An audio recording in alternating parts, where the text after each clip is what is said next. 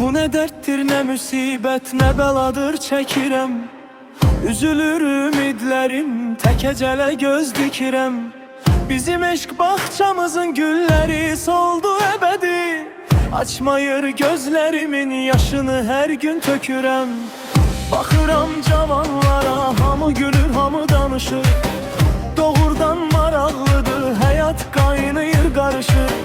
Ama ben cavanlığımı sevgime kurban verirem. Kara saçlar ağarır, bel bükülür, üz kırışır. Kalır bu ellerinin izleri mende, kalır bu bal dilinin sözleri mende. Senin hiç yadına düşmeyir bu məhəbbətindi. Kalıbı odun alovun közleri mende. Görəsən xeyri nədir, mən bu qədər ah edirəm. Bu fani dünyanı dərd ocağına bənzədirəm. Bu ocağında tüstüsü kör edir gözlərimi. İri addımlar ilə uçuruma doğru gedirəm. Elə bir haldayam ki düşünürəm çətin düzəlim. Yox heç kimin günahı, özümü yıxıbdır özəlim. Əslində ayrılığı istəmirdik heç birimiz. Allah'ın qismətidir, qaçmaq olmayır gözəlim.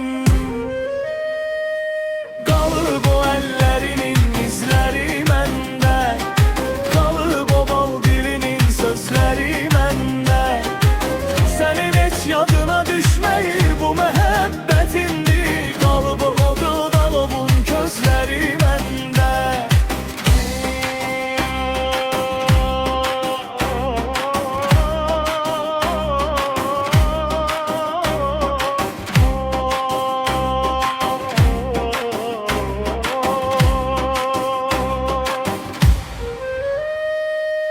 Hara getsem, hara baxsam, hara salsam da nəzər. Yenə o gül kamalın gözlərimin önünü bəzər. Düşünəndə bu xəyaldır, sən özün uzaqdasan. Axır bu gözlərimin yaşı olur bəxti xəzər. Nə üçün mənə bu qədər zülüm eləyir çərxi fələk. Mən mələk sandığım axırda mənə gəldi kələk. İsti bir yay gecəsiydi, məni tərk elədi. Qəflətən yağdı yağış, qopdu tufan, əzdi külək.